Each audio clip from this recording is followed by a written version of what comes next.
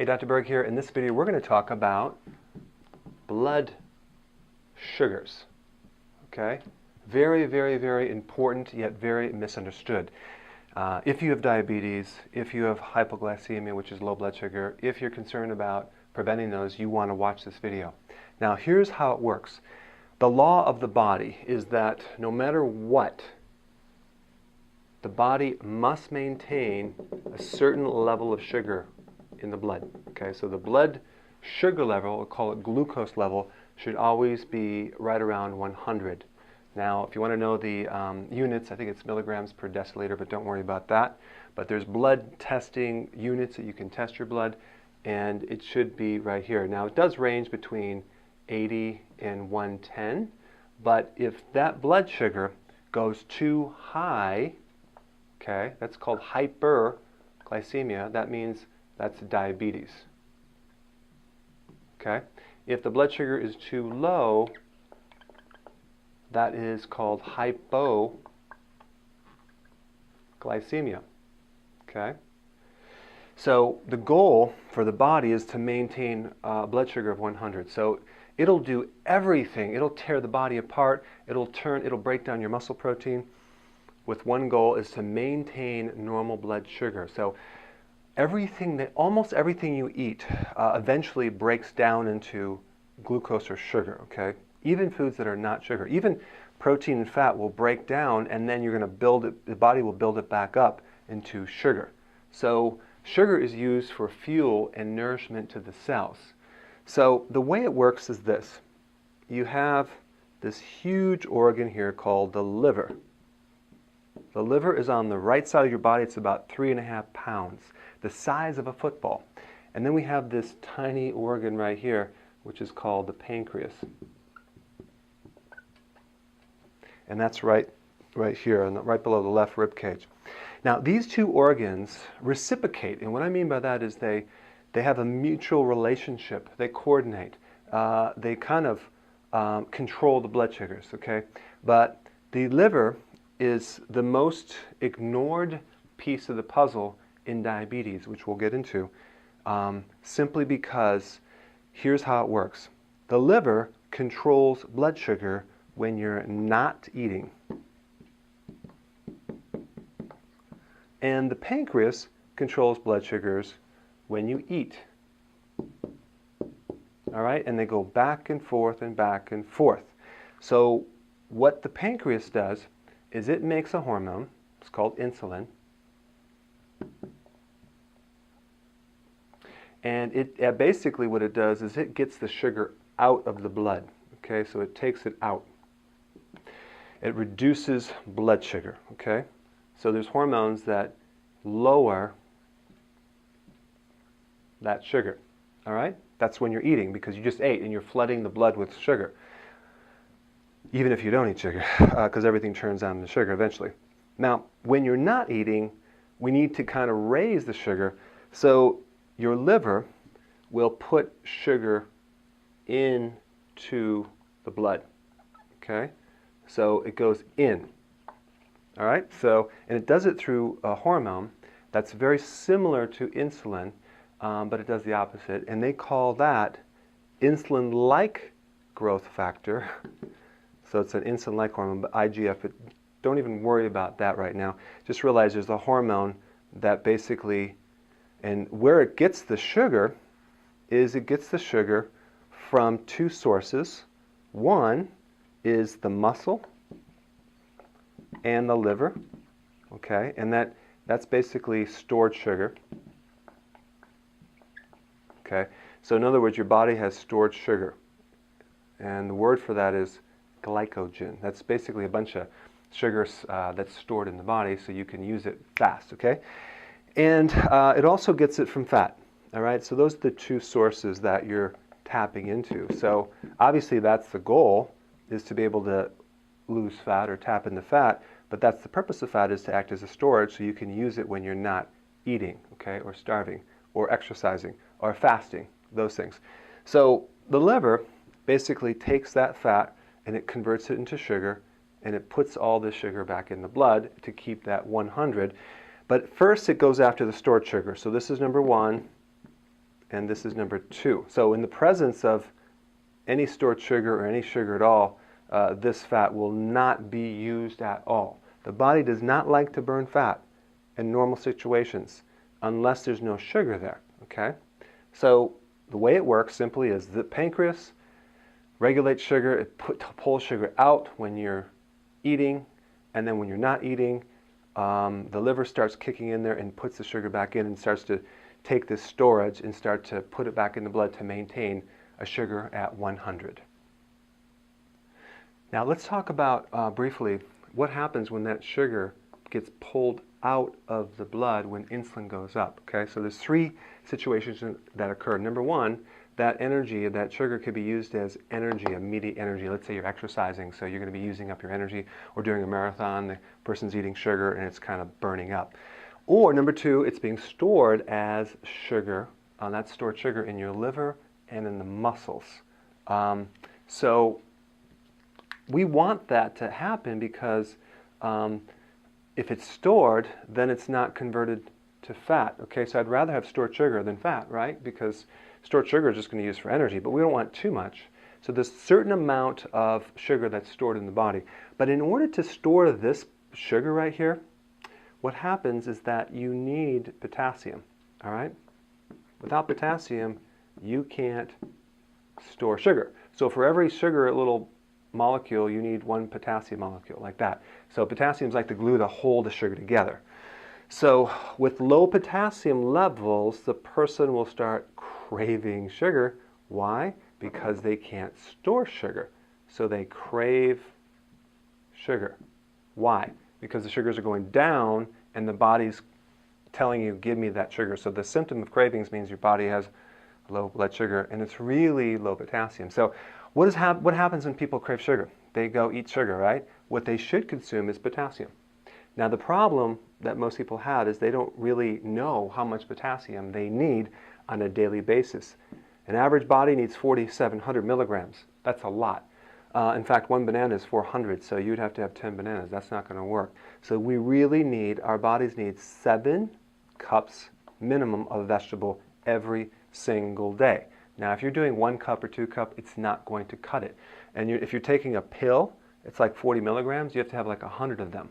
So we want to do the vegetables. So you can do the kale shake for breakfast as part of it, and then have your eggs, whatever, and then for lunch have this huge salad. For dinner have some more vegetable. But we really want to shoot for 7 cups.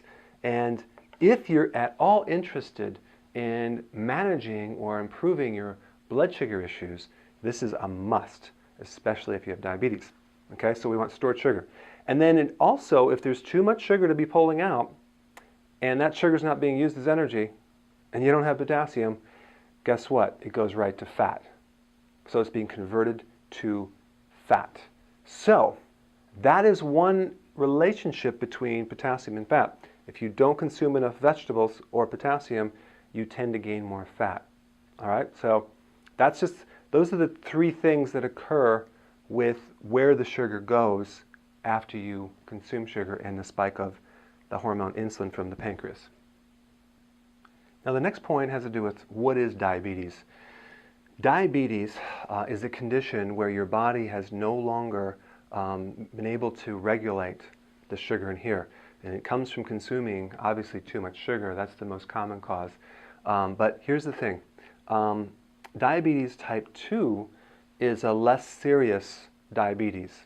Type 1 is a more serious type of diabetes. So type 2 is really a problem with the liver because what happens is they take a drug called glucophage, or another name for it, metformin, and what all that does is it makes the cells in the liver more receptive or receiving more insulin. So they work on the receptors in the liver, okay, receptors. So they increase the conductivity of insulin.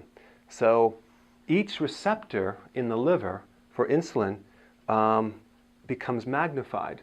And there's 200,000 receptors for insulin for every liver cell that you have. So if you can imagine, really what diabetes type 2 is, it's insulin resistant, resistive, whatever you want to call it.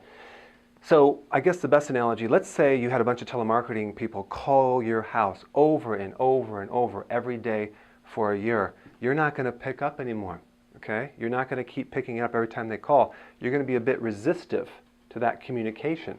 So that's what diabetes type 2 is, being very resistive to insulin, and then they take this drug called glucophage, which basically makes it more, it picks up the phone a lot more. So then now we can receive that insulin communication and thus lowering the blood sugar, okay? So the diabetes medication lowers the blood sugar. So usually because these diabetes, it's a high sugar state. And the problem is that if you ever have a low blood sugar and you take these medications, it's going to make it worse because you're going to go even lower. So you don't want to take medication if it's too low or normal, only when it's too high. And the problem, when the blood sugar goes low, many times people are taking sugar pills, which basically make the problem worse because now you're going to spike the insulin too high. We're trying to avoid that situation.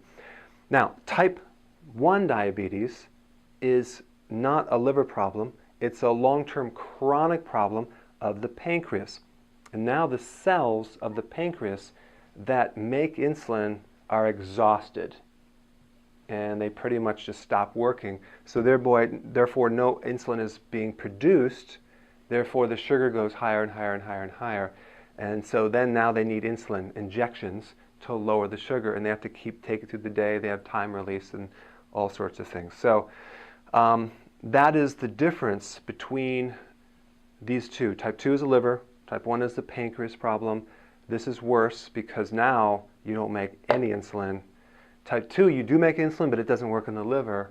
So that's the relationship between the two. And then the real underlying cause, our bodies are not designed to consume 149 pounds of sugar per year. Our bodies are not designed to consume as much sugar as we're eating. I mean, even baby food is loaded with high fructose corn syrup. You have all this juice that the kids are fed, and what we consume, the sodas and all that, we have way too much sugar. And the cells just are not designed to handle that, and it puts it right into an exhaustive state. So you have a lot of people going right in diabetes, but you need to understand where the source is. And so the next part I'm going to show you some even deeper information on that little cycle. Okay, now check this out. We talked about the liver and the pancreas, and the hormone in the liver and the hormone in the pancreas. What's fascinating is that this hormone is 100 times bigger than insulin as far as quantity of hormone. In other words, the ratio is 100 to 1 as far as the work that's done.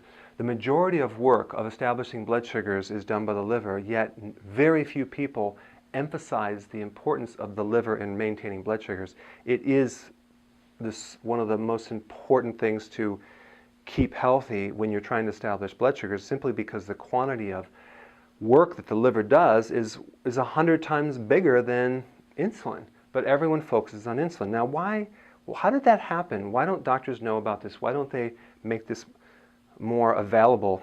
Because and I found this, I looked at the units that they measure this hormone in the liver. It's called IGF. The units are different than insulin. So in other words, they measure this hormone, what's called nanograms, and this hormone by micromoles. So they're completely apples and oranges. So you cannot see this 100 to 1 ratio. In other words, it's kind of like measuring metric versus inches, or Celsius versus Fahrenheit, or gallons versus ounces. When you're measuring two things that work together, they have to be the same units. And if they're not the same units, you're going to miss the fact that this liver is 100 times more important than the pancreas ever was. Now, what's the significance of that? How can we use that information?